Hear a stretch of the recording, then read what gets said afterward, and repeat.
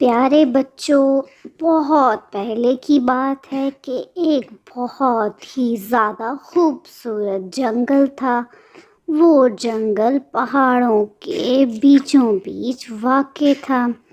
اس جنگل میں رہتا تھا ایک خوبصورت کوے اور کوی کا جوڑا، لیکن ان کا گھونسلہ نہیں تھا، کیونکہ ان کا گھونسلہ ان کا ایک دشمن عقاب آ کر توڑ دیتا تھا۔ جب بھی وہ گھونسلہ بناتے، وہ چیل آ کر ان کا گھونسلہ توڑ دیتی۔ کوی تو بہت پریشان تھی۔ کوی اور کوے نے آپس میں بات شروع کی۔ کوی بولی، میں نے یہاں نہیں رہنا، چلو کہیں اور چلتے ہیں، یہ ہمیشہ ہمارے ساتھ ایسے ہی کرتا ہے۔ لیکن ہم جائیں گے کہاں؟ ہمارے لیے تو کوئی ٹھکانہ بھی نہیں ہے، اور یہ جنگل تو ہمارا جانا پہچانا ہے۔ یہاں سبھی پرندے ہمارے جاننے والے ہیں۔ اگر ہم کسی اور جنگل میں گئے تو انہوں نے ہمیں نکال دیا، پھر ہم کہاں رہیں گے؟ یہاں پر گھونسلہ نہ صحیح، گھونسلے کے بنا ہم درخت کے نیچے تو رہ رہے ہیں۔ ایسا نہ ہو کہ کسی اور جنگل میں ہمیں رہنے کے لیے درخت بھی نہ ملے۔ ایسا ہرگز نہیں ہوگا، تم پریشان کیوں ہوتے ہو؟ ہم لوگ اس جنگل میں نہیں رہیں گے، میں تمہیں بتا رہی ہوں، میں یہاں سے جانا چاہتی ہوں، میں بہت پریشان ہوں، میں نہیں رہوں گی یہاں۔ کوی اور کوا دونوں بہت زیادہ پریشان تھے، کیونکہ چیل آ کے ہمیشہ ان کا گھر توڑ دیتی تھی، اور وہ کرتے بھی کیا گھر چھوڑنے کے سوا۔ کوا اور کوی دونوں پریشان آپس میں باتیں کر رہے تھے کہ ایک خوبصورت چڑیا کا وہاں سے گزر ہوا۔ اس چڑیا نے ان کی باتیں سن لی تھی۔ وہ چڑیا ان سے بولی، میں نے تم لوگوں کی ساری باتیں سن لی ہیں، تم لوگوں کو پریشان ہونے کی بالکل بھی ضرورت نہیں ہے، میں خود جا کر اس چیل سے بات کروں گی۔ اس پر کوی اور کوے نے اسے بہت سمجھایا کہ چیل تمہاری بات کبھی بھی نہیں مانے گی، وہ بہت ظالم ہے، لیکن چڑیا تو نہ مانی، اور کوے نے کہا میں بھی تمہارے ساتھ جاؤں گا۔ اب کوا اور چڑیا دونوں چل پڑے چیل کی جانب، چیل کو سمجھانے کے لیے کہ وہ کوے اور کوی کے گھونسلے کو نہ توڑے۔ دوسری جانب مغرور چیل بیٹھی تھی ایک درخت کے اوپر اور گانا گنگنا رہی تھی۔ چیل ایک درخت کے اوپر بیٹھی تھی۔ اس نے دیکھا کہ کوا اور چڑیا اس کی طرف آ رہے ہیں۔ وہ غصے سے آگ بگولا ہو گئی اور کوے پر جھپٹ پڑی۔ کوا تو زخموں سے چور چور ہو گیا تھا، وہ بہت زیادہ زخمی ہوا تھا اور خون آلود بھی ہو گیا تھا، زخموں سے شدید کرا رہا تھا۔ اور پھر اس کو چڑیا اس کے گھر واپس لے گئی۔ اب تو کوی اس کو دیکھ کر بہت پریشان ہوئی اور زور زور سے رونے لگی، لیکن اب کیا ہو سکتا تھا؟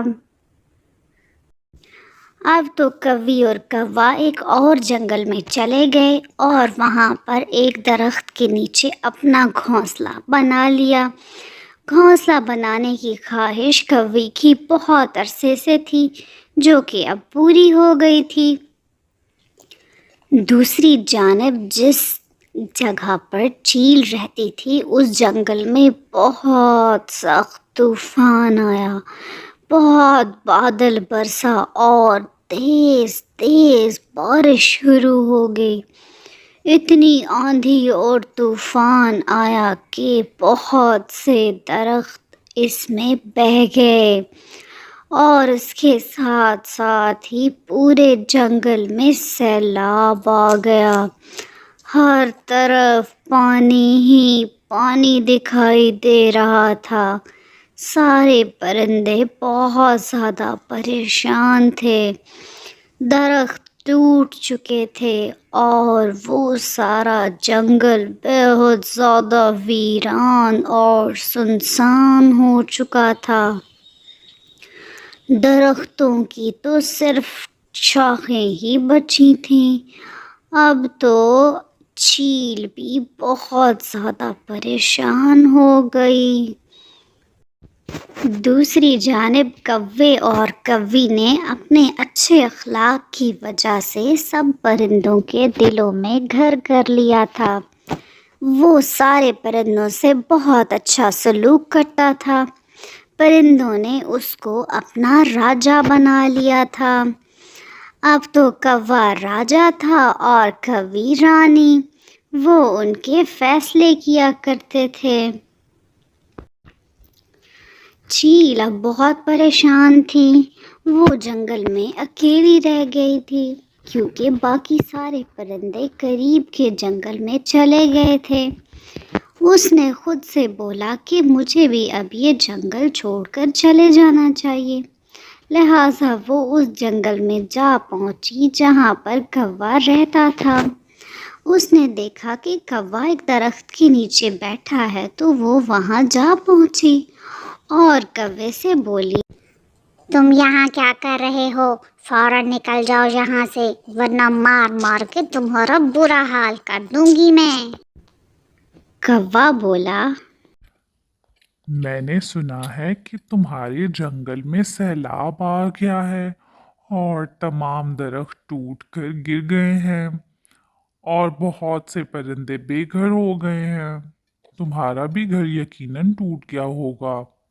تم پریشان نہیں ہونا، میں تمہاری مدد کروں گا تمہارا گھر بنانے میں، اور میں تمہیں اپنے گھر کے قریب اپنا گھر بنا کر دوں گا اور تمہارے لیے کھانے کا بھی بندوبست کروں گا۔ بس تم نے فکر نہیں کرنی، میں تمہارے ساتھ ہوں اور میرے جنگل کے سبھی پرندے بھی۔ ارے تم نے اپنی شکل دیکھی ہے کیا؟ تم میری مدد کرو گے؟ جاؤ اپنا کام کرو اور نکلو اس جنگل سے، یہ میرا جنگل ہے۔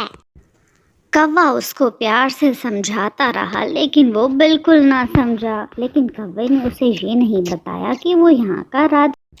چیل نے وہی کام شروع کر دیے جو وہ پرانے جنگل میں باقی پرندوں کے ساتھ کرتی تھی اور خوب مار کھائی یہاں پر۔ اب کوا اڑ رہا تھا تو اس نے دیکھا کہ جنگل کے بہت سے پرندے چیل کو بہت بری طرح سے مار رہے ہیں اور وہ بے بس پڑی ہے۔ اب وہ نیچے اتر آیا اور بولا، تم لوگ اس بیچارے معصوم پرندے کو کیوں مار رہے ہو؟ یہ گھر سے بے گھر ہو کے یہاں پر آیا ہے۔ تمہیں یہ نہیں چاہیے کہ مہمانوں کے ساتھ ایسا سلوک کرو۔ راجا صاحب یہ بہت برا ہے، یہ شیروں کے ساتھ لڑائی کرتا ہے۔ یہ ہم سب کو کہہ رہا تھا کہ اس جنگل سے نکل جاؤ، یہ میرا جنگل ہے، جبکہ یہ جنگل تو ہمارا اپنا ہے۔ اس وجہ سے ہم اس کو مار رہے ہیں۔ یہ بہت برا ہے۔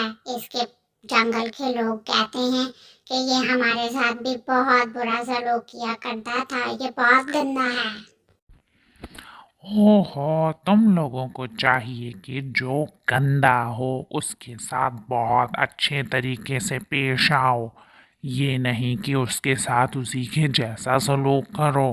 اگر تم اس کے ساتھ اچھے اخلاق سے پیش آتے اور مارنے کی بجائے اس کو پیار سے سمجھاتے تو وہ تمہاری بات کو سمجھ جاتا۔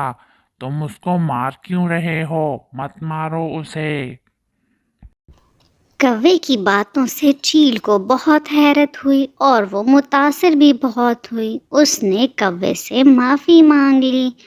اب کوے نے بھی اس کو معاف کر دیا اور وہ جنگل میں خوشی خوشی سے رہنے لگی۔